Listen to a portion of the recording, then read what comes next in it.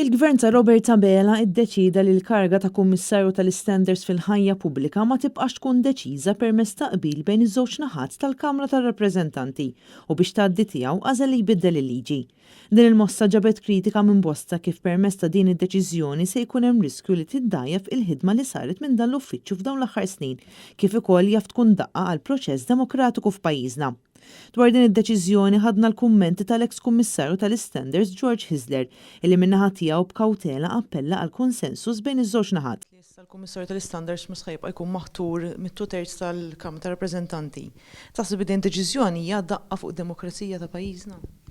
Naturalment jiena m'għandix nikkummenta fuq deċiżjonijiet tal-Parlament u tal-Gvern ovvjament.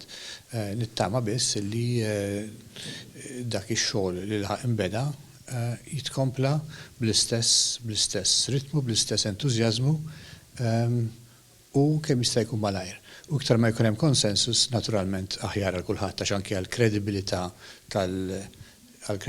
tal-istituzzjoni importanti li jkun hemm konsensus. George Hisler tkellem ukoll dwar kif kienu l-ewwel ġimgħat ta' ħidma fil-karga l-ġdida tiegħu bħala membru Malti tal-Qorti Ewropea tal-Awdituri. L-esperjenza hija tajba ħafna u għandi relazzjoni tajba ħafna mal-membri l-oħra, mal-counterparts tiegħi tal-pajjiżi l-oħra u jidher li m'għandix għaliex ikollha diffikultà biex nintegra ruħi tajjeb hemmhekk. George Hisler għadda dawn il-kummenti waqt l-ewwel żjara uffiċjali tiegħu fl-Uffiċċju Nazzjonali tal-Verifika fejn intlaqa' mill-Awditur Ġenerali Charles De Guara u d-Deputat Awditur Ġenerali Noel Camilleri.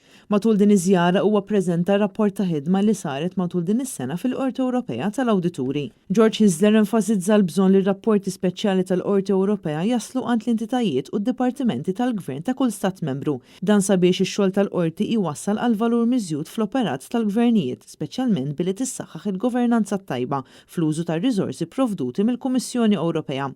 Min-naħa tiegħu l-Awditur Ġenerali Charles De Guara saħaq li l-uffiċċju tiegħu huwa determinat li jibqa' jaħdem f'kooperazzjoni sħiħa mal-Qorti Ewropea tal-Awdituri li għandha rwol fundamentali biex tassigura l-aħjar użu tal-fondi użati mill-Kummissjoni Ewropea u entitajiet oħra.